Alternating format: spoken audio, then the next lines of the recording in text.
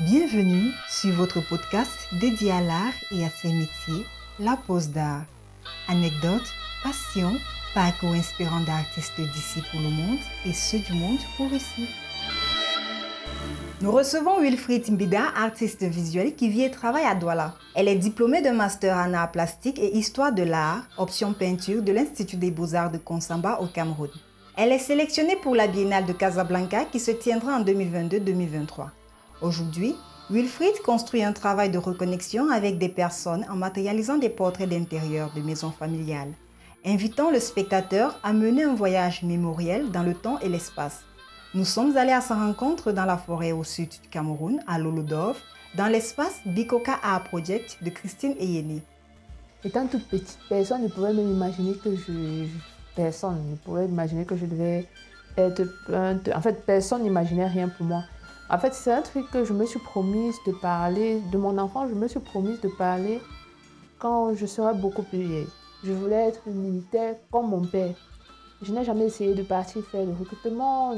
Ça, c'était juste après l'obtention de mon bac. Parce que j'ai fait industrie d'habillement au lycée technique de Waikele. À ma sortie, je ne savais vraiment pas quoi faire. Le père de ma petite soeur qui me dit, en fait, il y a les beaux-arts qu'on vient d'ouvrir en Konsamba. Tu peux partir jeter un coup d'œil.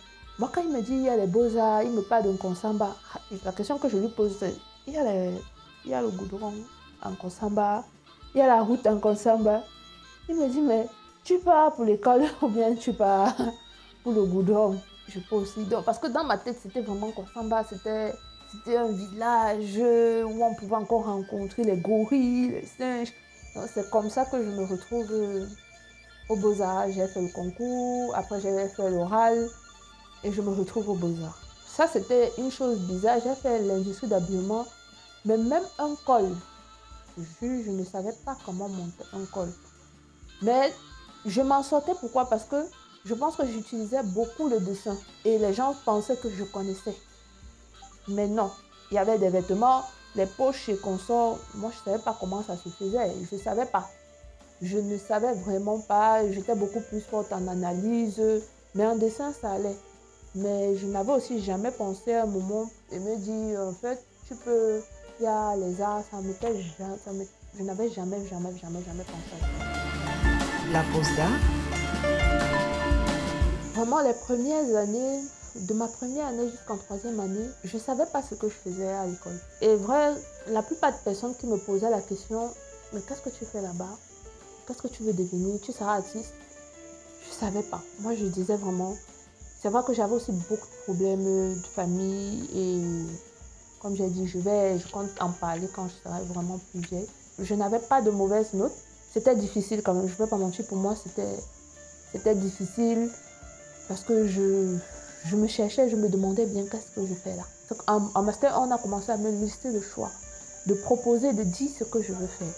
Je me souviens en troisième année, j'avais eu une altercation avec Hervé Yombi. Mon problème avec lui, c'était quoi? En troisième année, quand on a commencé à étudier les méthodologies de création artistique, je n'aimais pas. Parce que dans les méthodologies, il faut apprendre tout un tas de théories. Si tu sortais de la méthodologie, c'était pas bon. J'arrive à Master 1, on parle de méthodologie de création, on avait la vidéo, on dit, là, il nous a laissé le choix, c'était toujours lui. Il nous a demandé de prendre des sujets et de proposer comme on l'entendait. De les présenter comme on l'entendait. Et là, c'est là où je me suis dit que ça peut être intéressant. Mais au final, j'ai fait une vidéo, j'ai commencé à travailler avec Bikoutsi. Mais je reviens d'abord en troisième année, j'avais d'abord voulu travailler sur mon sujet de licence. Je voulais travailler sur la mort. Il a dit ça à Yumbi. Il m'a dit, hey, toi la fille, c'est là. Tu as quel problème? La mort, Mbida. Il n'y a pas d'autre sujet. Donc j'ai tenu, j'ai dit, bon, je vais prendre le Bikoutsi. Mais je prends le Bikoutsi pourquoi? Déjà, je dis toujours, je n'ai pas grandi avec ma famille paternelle. Donc je me suis dit, parfois je restais, me disais, puisque les Bétis ont quand tu vois un Béti danser du Bikoutsi, chanter du Bikoutsi, donc tu vois tellement la personne est dégagée, la personne est tellement En fait, je me suis dit, en fait, si ça avait été mon père, comment il aurait dansé ça en tant que Betty, un gars de Tinga Kolassi. Je me retrouve à exploiter le Bikutsi. C'était vraiment, c'était toujours ce côté familial où j'ai préféré ne pas mettre des visages. C'était des silhouettes. J'utilisais beaucoup de silhouettes parce que je ne savais pas comment représenter ce que je voulais. Parce que je ne pouvais pas réellement mettre des images sur ce que je voulais. Je suis donc partie sous cet angle-là, j'ai pris le Bikutsi. J'ai commencé à proposer, j'ai fait les vidéos, j'ai présenté les dessins. Même quand j'ai présenté les dessins, c'était la première fois qu'Abbé Yumbi voyait mes dessins. Donc, il a d'abord apprécié ça, il a dit, c'est intéressant. Donc, j'ai développé ça en vidéo. J'avais fait une vidéo dans mon ordinateur. Toujours, j'avais pris les vidéos, j'ai découpé les silhouettes. J'ai tourné. J'ai proposé ça, il avait bien aimé, il avait bien apprécié. Les tableaux même, c'était la peinture. Et quand j'ai présenté cette peinture-là, j'avais fait un petit tableau sur le Bikutsi en Konsamba. Il y avait un préfet là, le préfet de Konsamba à ce moment-là, qui avait acheté. C'est là où j'ai dit, hey, la fête, ça peut me faire sortir des problèmes. Et je me suis donc mise. Donc, quand tu m'as rencontré là en Master 1, oui, c'est où j'avais décidé que j'essaye. Je n'ai rien à perdre. La pause d'art. La formation que j'ai reçue au début n'était peut-être pas la bonne, parce que c'est ça. Ça ne correspondait pas à ce que je voulais. Je voulais être libre. Et justement, quand j'arrive en Master 1, j'étais libre. Les enseignants qu'on m'a donnés, les enseignants que j'ai reçus, je les ai reçus au bon moment. Ça, c'est pour ma part. J'évite de me dire, oui, la formation n'est pas bonne, mais qu'est-ce qui est finalement bon? Parce que chacun a sa constitution, chacun a sa manière, a sa personnalité. J'ai eu M. Kanté au moment où il fallait avoir M. Kanté. J'ai eu Abbé Yumbi au moment où il fallait avoir Abbé Yumbi. Donc parfois j'évite de trop critiquer. Chacun essaye de faire de son mieux. Chacun essaye de construire, d'apporter une pierre à l'édifice. On nous a donné 30% d'informations à l'école. C'est vrai que sur le terrain, quand tu arrives, il y a les réalités du terrain dans toutes choses. Je pense aussi dans toutes choses, le terrain et l'école, c'est souvent décalé. En tant qu'étudiante femme, j'ai reçu des enseignantes femmes. Madame Noumsi, c'était mon professeur de dessin. C'est elle qui nous a vraiment fait travailler le dessin à Konsamba. Peut-être on ne parle pas assez d'elle, mais c'est elle qui nous a fait travailler le dessin. Il y avait d'autres dames qui nous ont formés. C'est vrai que je ne vais pas être une langue de bois, ce n'était pas mes préférés.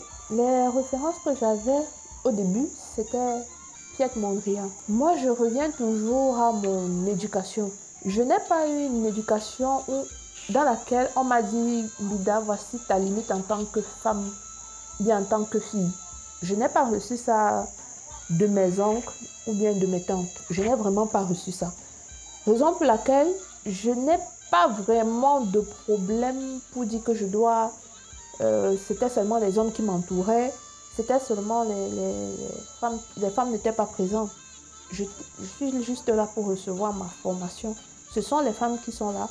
Je reçois ma formation, je n'ai pas de problème. Ce sont les hommes qui sont là. Je reçois ma formation. Mais d'artiste femme même, je ne m'étais jamais préoccupée de ça. Ça, il faut le dire. Personnellement, je ne m'étais jamais préoccupée de cela. Est-ce qu'il y a des femmes artistes? Est-ce que... Je ne vais pas mentir en disant que je suis partie, j'ai cherché. Non, je me suis beaucoup plus attardée sur le travail. Parce qu'arrivé à un niveau, je me suis dit, je me rendais de plus en plus compte en avançant que il faut travailler. Et ce n'est pas forcément le sexe qui travaille, c'est toi qui travailles. Peu importe si tu es même si tu as les deux sexes, du moment où tu travailles, qui sait que tu as les deux sexes?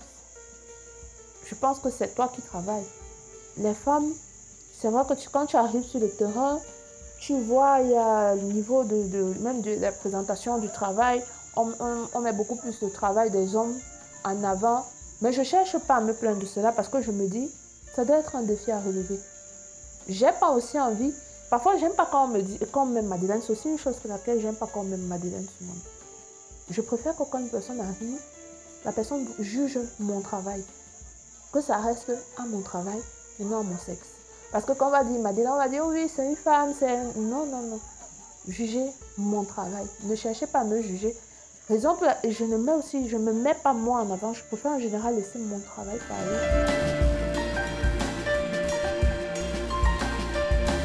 J'ai commencé à aller dans les lieux d'exposition très tôt.